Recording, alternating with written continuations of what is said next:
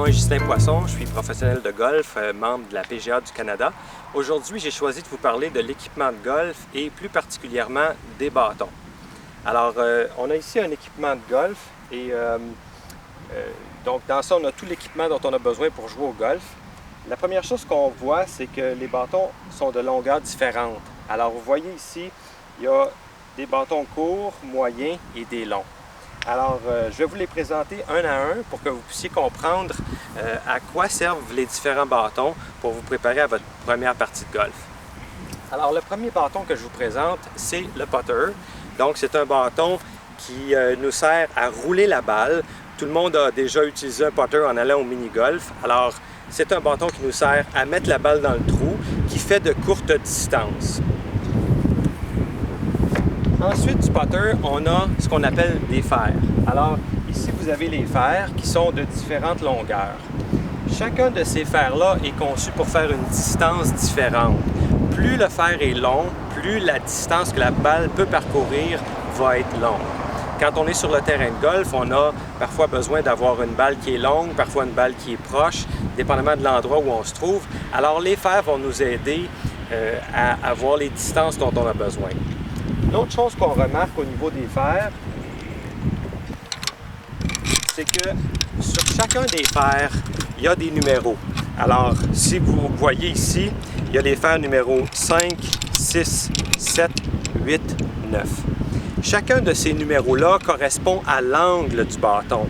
Parce que parfois, sur le terrain de golf, on a besoin d'avoir une balle qui est haute, parfois on a besoin d'avoir une balle qui est plus basse. Alors, le principe à retenir, c'est que plus le chiffre est élevé sur le fer, plus il nous permet de monter la balle haut dans les airs.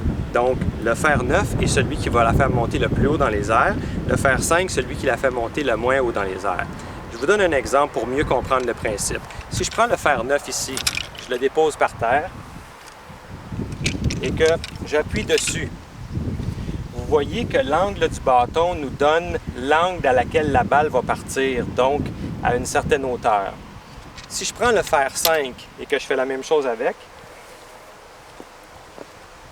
vous voyez ici que l'angle du fer 5 est beaucoup plus bas, donc ça va nous donner une balle qui est plus basse que le fer 9.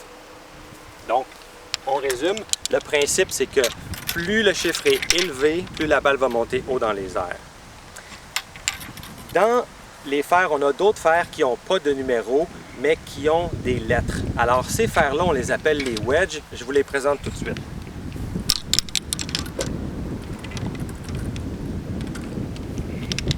Donc, ici, on a plusieurs wedges. On a un premier wedge sur lequel on voit la lettre P. Donc, P, c'est pour pitching wedge. Le pitching wedge, dans la séquence des fers, vient après le fer 9. Donc, c'est l'équivalent d'un fer 10 qui va faire monter la balle encore plus haut que le fer 9. J'ai aussi trois autres wedges qui sont ici, qui vont faire monter la balle de plus en plus élevée. Alors, on a un 52 degrés, un 56 et un 60. L'angle le plus élevé qu'on a, c'est le 60 degrés, qui est ce bâton-là ici. Les derniers bâtons qu'on a sont les bois. Alors, les bois, comme vous pouvez le constater, sont très longs. Ici, on a un bois numéro 1, un bois numéro 3 et un bois numéro 5. Le principe est le même. Plus le chiffre est élevé, plus la balle va monter haut dans les airs. Donc, c'est le principe avec nos bâtons. C'est ce qui nous permet d'avoir des bâtons pour différentes situations et pour pouvoir aller sur le terrain pour avoir des balles hautes ou des balles basses. Alors, voilà pour l'équipement. Alors maintenant, je vais faire une démonstration de deux coups de golf avec deux bâtons différents pour que vous puissiez voir comment le bâton que je choisis va affecter la trajectoire de ma balle. Les deux bâtons que j'ai choisis sont le fer numéro 7 et le wedge 60 degrés. Le fer numéro 7 a un angle moyen, ce qui va faire que la balle ne va pas monter tellement haut dans les airs et puis elle va rouler beaucoup. Quand je vais me servir du 60 degrés, vous allez voir que la balle va monter plus haut dans les airs et elle va atterrir et presque pas rouler après l'atterrissage. Alors voici ce que ça donne avec le fer 7 pour commencer.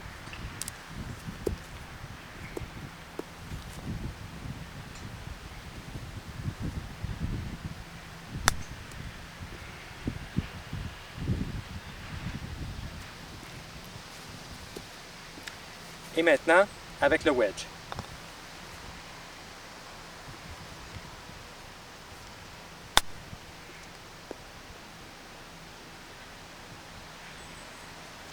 Donc, vous avez vu que la balle a roulé plus avec le fer 7 qu'avec le wedge. Donc, c'est les deux bâtons dont on va se servir quand on est autour d'un verre sur le terrain de golf. Alors, j'aimerais maintenant m'adresser aux débutants, à ceux qui n'ont jamais joué au golf ou presque pas, pour leur dire que vous n'avez pas besoin d'un équipement complet quand vous commencez à jouer au golf. La raison est que plus vous allez avoir de bâtons, plus ça va être complexe pour vous de gérer cet équipement-là. Alors, ce qu'on vous suggère, c'est d'avoir un sac de golf avec seulement 3 bâtons. Le putter, dont vous ne pouvez pas vous passer parce que vous avez besoin de ce bâton-là pour rouler la balle puis la mettre dans le trou. Le fer numéro 7, qui est un bâton qui est facile à frapper, dont vous allez vous servir pour faire tous vos longs coups, donc du départ jusqu'au verre. Et puis finalement le wedge, qui est un bâton dont vous allez vous servir quand vous êtes autour du verre, quand vous voulez que la balle monte dans les airs et qu'elle roule peu après l'atterrissage. Avec ces 3 bâtons-là, vous pouvez jouer vos premières parties sur un parcours normal 3. Ça va être plus agréable. Et regardez bien, vous mettez ça dans votre sac de golf. Vous traînez votre sac sur votre épaule ou sur votre dos comme ça ici. C'est léger, pratique et beaucoup plus agréable pour vos premières parties.